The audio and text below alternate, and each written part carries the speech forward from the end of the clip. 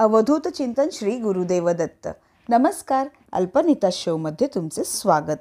Start करूयात vocabulary words part number 46 Marathi शब्द इंग्रजीतून. तर पहिला शब्द आहे तक्रार. तक्रार म्हणजे अ कंप्लेंट. तक्रार अ कंप्लेंट.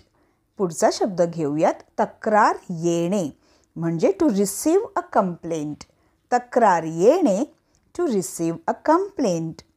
पुढचा शब्द घेऊयात तक्रार करणे म्हणजे टू कंप्लेन किंवा टू मेक अ कंप्लेन. तक्रार करणे टू कंप्लेन किंवा टू मेक अ कंप्लेन. पुढचा शब्द तक्रार असणे म्हणजे टू हॅव अ कंप्लेंट. तक्रार असणे टू हॅव अ कंप्लेंट.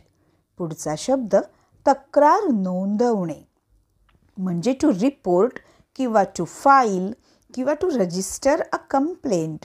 तक्रार नोंदवणे म्हणजे टू रिपोर्ट किंवा टू फाईल किंवा to register a complaint.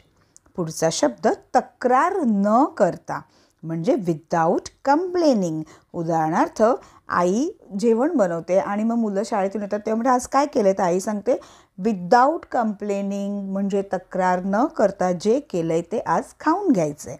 So तक्रार न करता म्हणजे विदाऊट कंप्लेनिंग. पुढचा शब्द तक्रार करता किंवा तक्रारदार म्हणजे कंप्लेनर किंवा कंप्लेनंट. तक्रार करता किंवा तक्रारदार म्हणजे कंप्लेनर किंवा कंप्लेनंट. पुढचा शब्द देवदूत म्हणजे ॲन एंजल. देवदूत ॲन एंजल. पुढचा शब्द मुख्य देवदूत म्हणजे आर्केंजल. मुख्य देवदूत आर्केंजल. पुढचा शब्द घेऊयात देवधर्म म्हणजे रिलिजियस थिंग्स. देवधर्म रिलिजियस थिंग्स. पुढचा शब्द सदाचारी व्यक्ती म्हणजे व्हर्च्युअस पर्सन. सदाचारी व्यक्ती म्हणजे व्हर्च्युअस पर्सन. त्याला देवमाणूस असे सुद्धा म्हणतात. पुढचा शब्द म्हणजे आपण म्हणतो ना अरे तो एकदम देवमाणूस आहे, तो एकदम सदाचारी आहे. ठीक आहे. पुढचा शब्द घेऊयात साधू किंवा संत म्हणजे सेंट. साधू किंवा संत म्हणजे सेंट. त्यांना सुद्धा देवमाणूस असे म्हणतात. ठीक आहे. पुढचा शब्द देवमासा म्हणजे अव्हेल. देवमासा अव्हेल. पुढचा शब्द घेऊयात देवाज्ञा म्हणजे डेथ मृत्यू. देवाज्ञा डेथ म्हणजे काय मृत्यू. पुढचा शब्द घेऊयात देवालय म्हणजे अ टेम्पल. देवालय अ टेम्पल. पुढचा शब्द देवी. आता देवी हा शब्दसुद्धा 2 प्रकारे आपल्या मराठीत वापरला जातो. पहिला म्हणजे देवी म्हणजे अ गॉडेस, बरोबर आहे. आणि दुसरा देवी म्हणजे स्मॉल पॉक्स, एक रोग जो लहान मुलांना होतो. मोठ्यांना सुद्धा स्मॉल पॉक्स उठतात आजकाल तर काही भरोसा नाही आहे. सो देवी म्हणजे अ गॉडेस किंवा स्मॉल पॉक्स, एक प्रकारचा रोग. पुढचा शब्द देवी उठणे म्हणजे स्मॉल पॉक्स टू इरप्ट. ठीक आहे. देवी उठणे म्हणजे स्मॉल पॉक्स टू इरप्ट. पुढचा शब्द आहे देवीचा व्रण. आता देवी ही बरी झालेली असते, बरोबर आहे. स्मॉल पॉक्स जेव्हा बरे होतात तेव्हा त्याचे 2 व्रण राहतात. सो देवीचा व्रण म्हणजे अ पॉक मार्क किंवा अ पॉक. नुसतं पॉकसुद्धा बोलू शकतो. ठीक आहे. काही पोक मार्क म्हणतात, पोक म्हणतात. ठीक आहे. पण खरा इंग्रजीमध्ये जर बघाल तर अ पॉक मार्क असे म्हणतात. देवीचा व्रण अ पोक मार्क किंवा पॉक मार्क किंवा पोक किंवा पॉक. पुढचा शब्द आहे देव्हारा म्हणजे a case for an idol. देव्हारा a case for an idol. पुढचा शब्द आहे शारीरिक म्हणजे फिजिकल. शारीरिक फिजिकल. पुढचा शब्द आहे शारीरिक दृष्ट्या म्हणजे फिजिकली.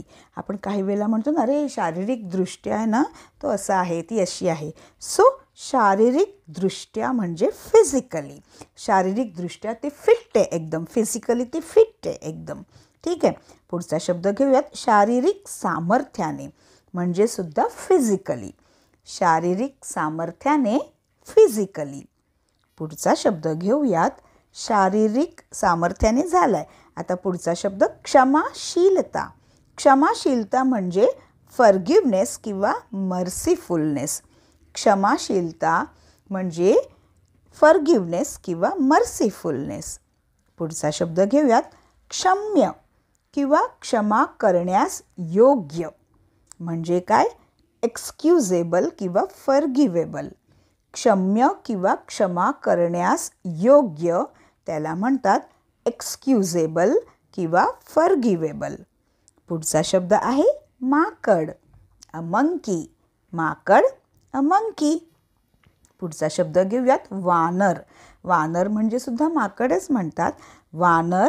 एप. APE एप म्हणजे जसे बिनशेपटीचे चिंपॅन्झी किंवा गोरिला माकड असते ना त्यासारखे. ठीक आहे. सो वानर म्हणजे सुद्धा माकडच होतो, पण इंग्रजीमध्ये वानर म्हणजे माकडाला एप सुद्धा म्हणतात. बरोबर आहे. माकड कसे असतात? दोन प्रकारचे, एक शेपटीवाला आणि बिन शेपटीचा. सो बिना शेपटीच्या माकडाला एप म्हणतात, वानराला.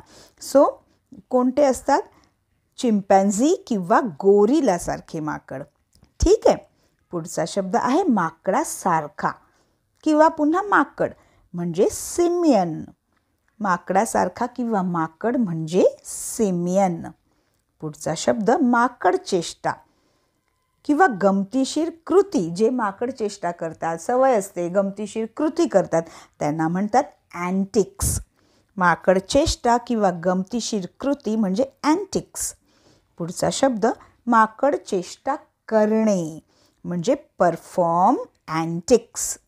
माकड चेष्टा करणे म्हणजे टू परफॉर्म अँटिक्स.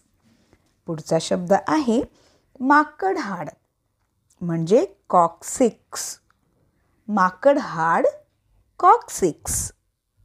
मित्रांनो, आपले शब्द सगळ्यांनाच अगदी लहानांपासून ते मोठ्यांपर्यंत शिकण्यासारखे आहेत.